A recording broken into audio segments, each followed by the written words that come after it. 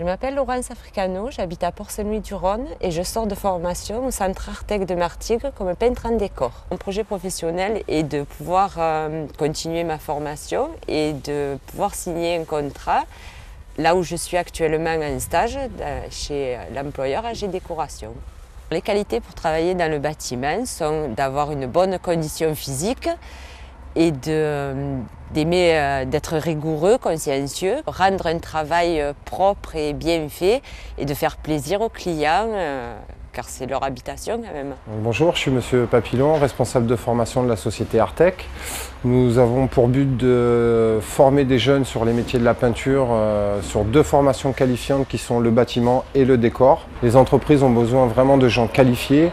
Donc l'accès à la formation devient obligatoire aujourd'hui pour l'accès au métier. Dans ce métier, on a des niches, le solier moquettiste, le peintre en bâtiment, le façadier, des nouvelles techniques comme l'ITE qui sont aujourd'hui par rapport au Grenelle de l'environnement incontournables puisque cette ITE est basée sur l'économie d'énergie, les déperditions de chaleur sur les bâtiments. Donc des nouveaux marchés arrivent en puissance d'ailleurs sur le métier du bâtiment et un manque de manœuvre et un manque de qualification dans certaines de ces niches.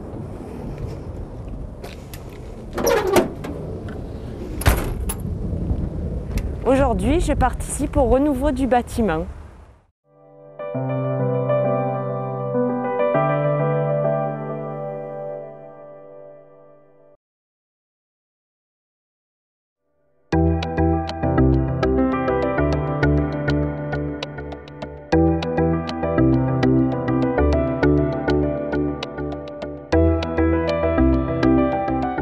Bonjour, je m'appelle Torres Alexandre, j'ai 20 ans, je suis plombier dans une entreprise qui s'appelle Solutec, qui est située sur Istres. Ma formation a été un apprentissage de 2 ans pour avoir le CAP plombier.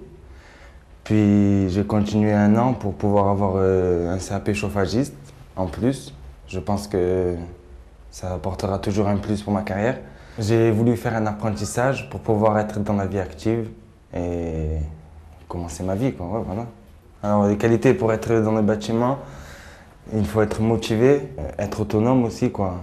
Et la motivation et l'envie de réussir, c'est ce qu'il faut, c'est tout. Il faut avoir aussi l'envie de montrer un patron qui peut nous faire confiance aussi. Ce qui me plaît le plus, c'est que tous les jours, je ne fais pas la même chose, c'est toujours différent. J'apprends tous les jours. Et le rapport avec les clients, la convivialité des gens, ça me plaît, voilà, je me sens bien, je suis bien dans ce métier.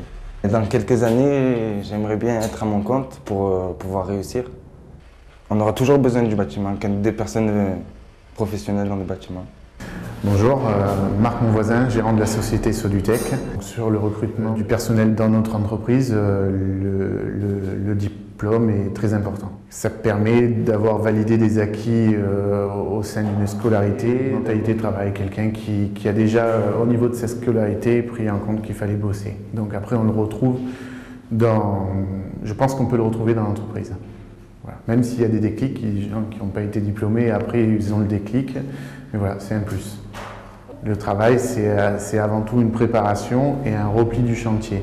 Enfin, c'est ce qu'on attend de nos salariés, c'est-à-dire qu'ils préparent correctement leur chantier pour après, derrière, avoir quand même une rentabilité. La qualité recherchée d'un salarié et la rigueur, le soin, l'application dans sa manière de travailler.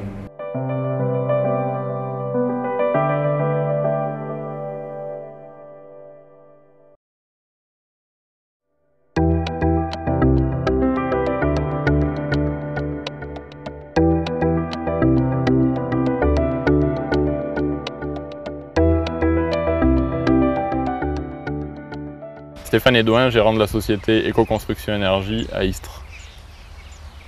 Aujourd'hui, les marchés du bâtiment, notamment des bâtiments respectueux de l'environnement, est en plein essor pour la simple et bonne raison que la réglementation va nous y obliger dans les 2 ans à venir.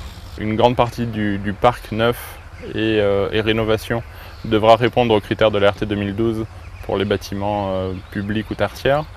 Et à compter de fin 2013, la réglementation s'appliquera à tous les projets de bâtiments d'ordre privé. Les produits qu'on va utiliser, les techniques de mise en œuvre, et les obligations de performance vont imposer un changement plutôt conséquent, pour ne pas dire radical, de la façon dont on va penser, concevoir, réaliser un bâtiment dans les prochaines années.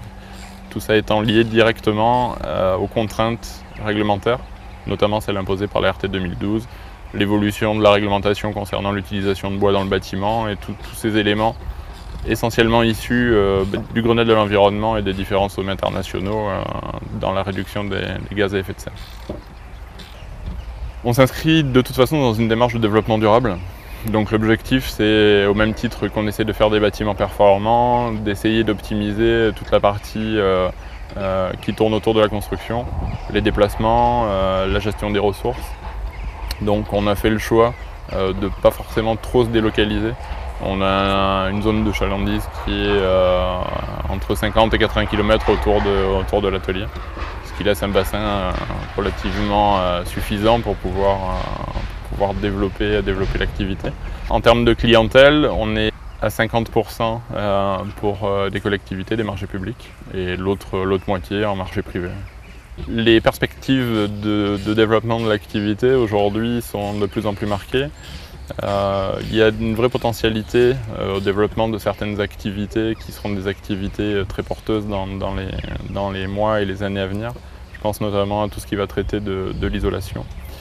La nécessité aujourd'hui de pouvoir alimenter les entreprises avec des personnels compétents et qualifiés sera de plus en plus grande à l'avenir, puisqu'on va avoir besoin nécessairement de gens pas forcément expérimentés, mais qui auront acquis certaines compétences, notamment dans des sujets qui deviennent de plus en plus techniques, qu'on avait peut-être un peu moins jusqu'à présent dans les métiers du bâtiment pour la partie purement opérationnelle de l'activité. Ce qui est clair aujourd'hui, c'est qu'il faut impérativement que les jeunes et les moins jeunes qui intègrent les entreprises soient formés et puissent être rapidement opérationnels, de façon à ce qu'on ait capacité à pouvoir prendre le train du développement économique sur ces nouvelles activités.